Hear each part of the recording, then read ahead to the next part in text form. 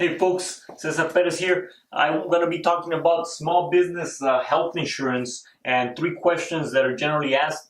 This is for 2020. Usually the question people have is, how much is it? Is it cheaper to buy it through the business, or is it cheaper to get an individual family plan? Generally, for a small business, there's certain requirements. I'll go over a few of them in the next bullet point. But generally, the how much is it? It's gonna be around the same price as what you would pay under an individual family plan. This year, for 2019 and 2020, the prices have been coming down because what has happened was that the market, it seems to be stabilizing in certain states, not all of them, but in certain states the market stabilized, and so we've been seeing rates drop. They haven't dropped as quickly as they have increased in the past few years, but I have seen for some of my clients it has dropped about 3 to 4 percentage points, and so it's at least a good thing when I go to them and say, hey, you know what, this year your rate is actually gonna decrease. Which that's actually good news for a change, because generally every year we were going back and boom, boom, boom, they were getting hit with 8% to 12% rate increases. Fortunately, this year that has been coming down. But as far as how much it is, it's gonna pretty much be the same as if you had an individual family plan. But there are some advantages through running it through the business. The other one is requirements. So what requirements, in order for you to be able to have a small business plan, what are the requirements? Well, number one requirement, you can't be just yourself. If you are self-employed and it's just one person, which is you, there's not really a company that's going to insure you. You're just going to have to go under an individual plan.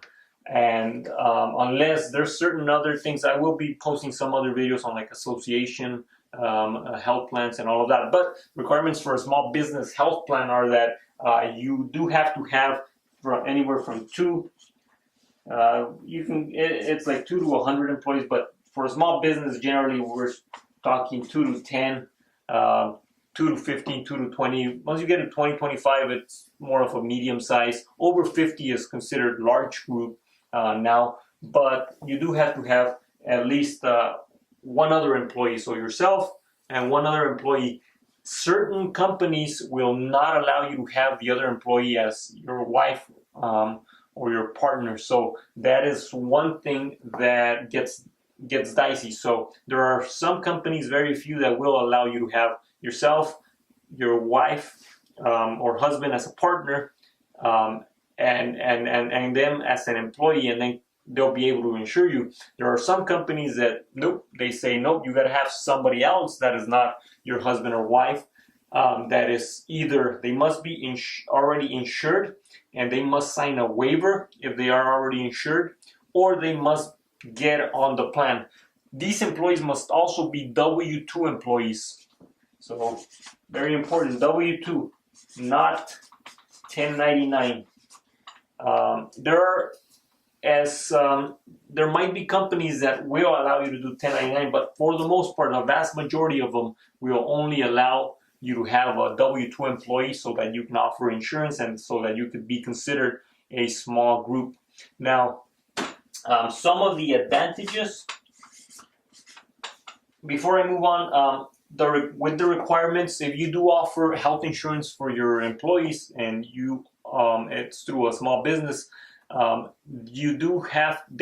employees do get disqualified from receiving a federal subsidy. And so one of the other requirements is the business must pay, at least on paper, 50% of the cost of the health insurance for the employee. So it must be at least 50% that the employer pays towards the health plan. But if you want to entice the employee to join, and if they're getting insurance from like maybe the exchange or the federal marketplace, they might be getting a subsidy. And so if they are getting a subsidy, it just depends on how much money they make. But generally, I recommend to my clients that they offer at least to pay 70%, because 30% makes it a little bit more manageable for the employee to pay. As far as the advantages go, well, one of the advantages is just that through the business, a commercial policy, you are able to write it off from the as a business expense, and so that might save you a couple of percentage points on the taxes. So instead of paying taxes on that money, it comes out before taxes, and so that can be a good advantage depending on what your tax bracket is. The other advantage is that for the most part, most commercial policies have better coverage, or not better coverage, but they are accepted by doctors more readily. I do not know if it's because of the contracts that they carry with the insurance companies. At one point here in my local area, we had a ton of doctors denying, they didn't want to take people from the exchange, and it was just an individual family plan, but they would happily take them all day long under a commercial policy.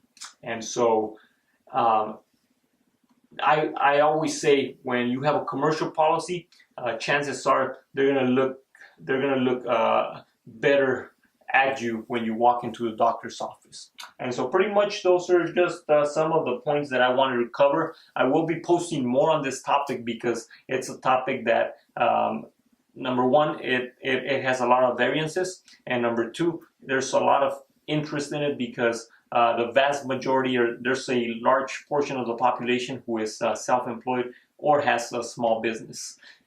Thank you again for your time. Thank you for watching.